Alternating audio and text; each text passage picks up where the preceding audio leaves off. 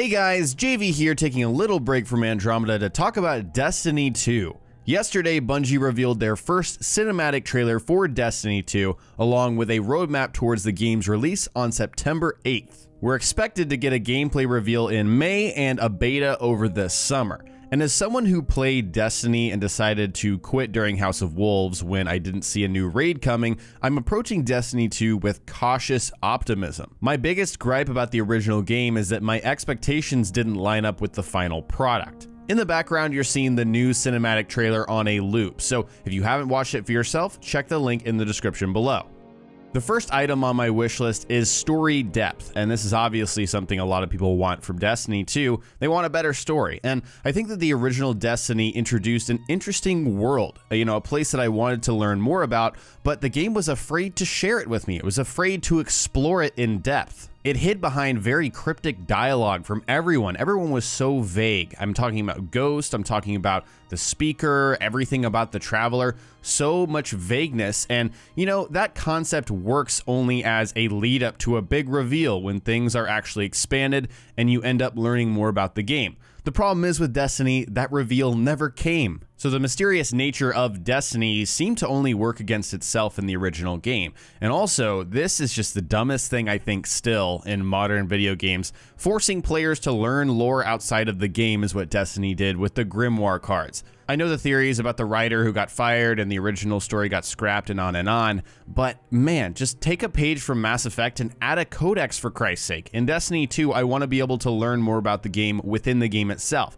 I don't care if I have to go around and read from datapads or just go to a codex in the pause menu to read more. I need to be able to learn more about the game and things I'm interested in within the game. This video really isn't an analysis of the trailer, but I will say I like the lighter tone that Cayde 6 is bringing so far. And I like the dichotomy with him and Zavala, how they're approaching this disaster and how they're moving forward. They both want the same goal, but they're going about it in different ways. So I think that should be interesting. I also like that the Cabal are the main antagonists as far as we know so far. We've got this big bad guy who's Cabal, and they attacked the tower and blew everything up, and that's why we don't have our gear. That's kind of the silly narrative reason for that. Personally, I like that I'm gonna have to reset that stuff. I know some people are pissed that you have to reset your class, but nothing would bore me more to bring the same character over with the same weapons and the same abilities. I just want all new. So to wrap up this point, I just want Bungie to not be afraid. We are interested in learning more about your world. Please be open with it. Share it with us through the game.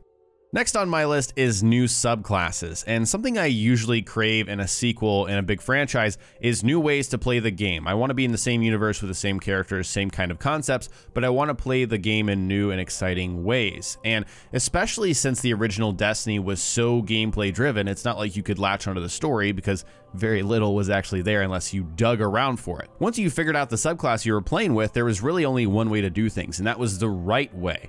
And so there wasn't a lot of gameplay variation within the subclasses. You could switch subclasses and all of that, but the game already has 3 archetypes, as we know. There's Arc, Solar, and Void. I think a good way to expand the way you could play the game is to add more of these kinds of archetypes. Please introduce more of these. Do not stick with the same subclasses. I'm going to be sorely disappointed. Actually, I don't think anything would disappoint me more. Even the story. I would put the story second. Number one thing that would disappoint me about Destiny 2 is playing with the same kind of Hunters, Titans, and Warlocks. Now, I'm not completely unreasonable. I know a lot of these things are going to return. I just like to see some tweaks within the classes that we already have, and then maybe a new Guardian type and an extra different archetype that I talked about. So a new addition in terms of a Hunter, Titan, or Warlock, and then also a new addition in terms of Arc, Solar, and Void. I'd like to see new variants and variations within these things.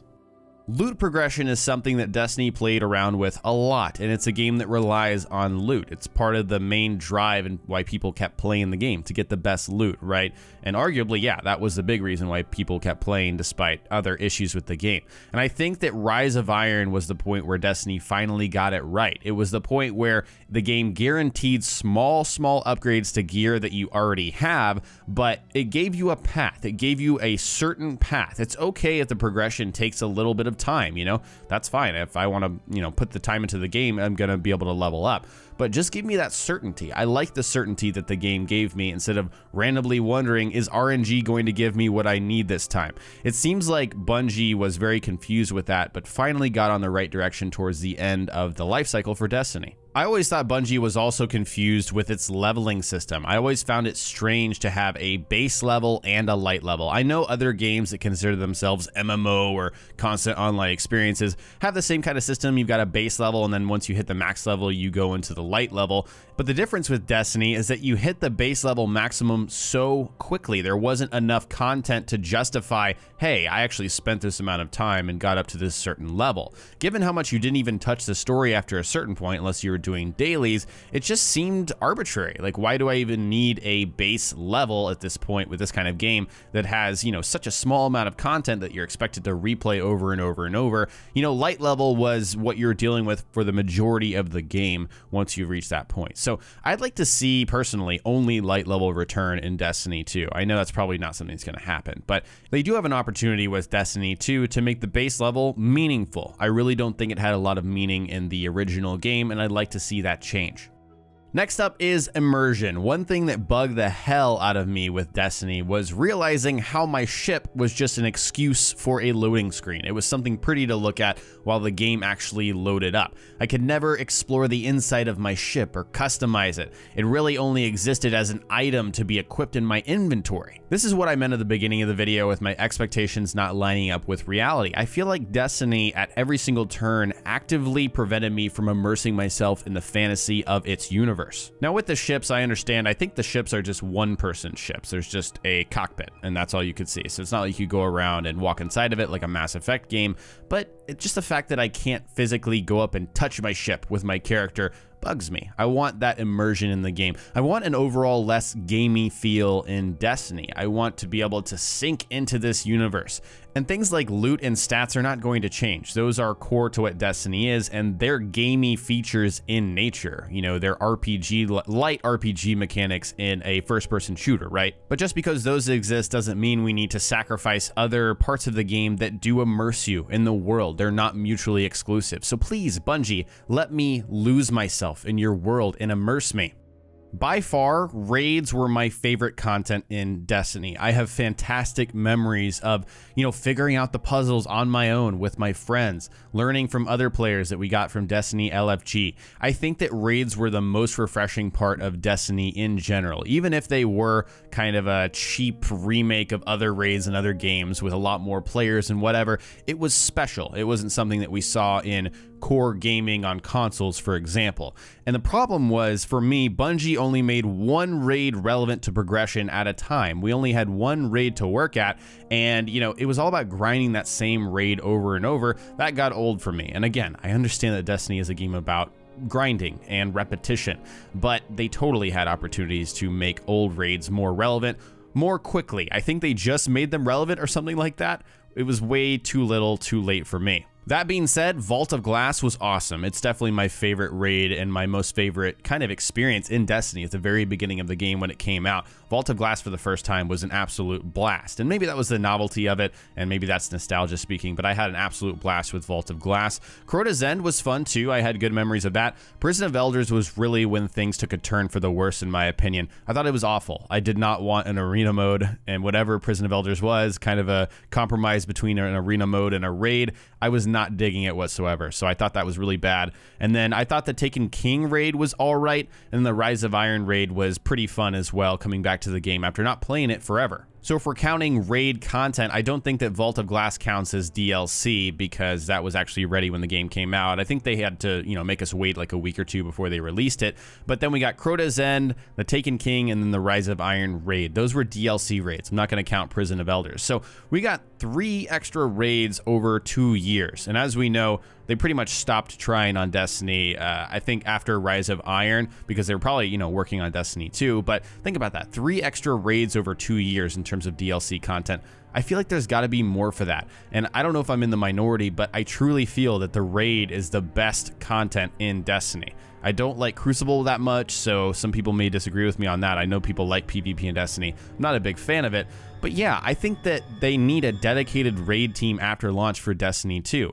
I don't think it's too much to ask for raids to not be tied to DLC, actually. I don't know. Is that too much to ask? Because if they have to wrap raids within DLC, then we're not going to get raids every 3 months or something like that. That's what would keep me playing for years. If I got new raid content every 3 months and old raids were relevant, that would keep me playing Destiny. That would keep things interesting. But if they weren't tied to DLC, then we'd get them more frequently. Again, that might be too much to ask, but if the quality could be maintained, and I truly don't believe that any of the raids in Destiny were particularly bad. I think they were all ranging from good to really fun. If they can keep a quality and not sacrifice quantity for quality, then I think we should have raids as frequently as possible.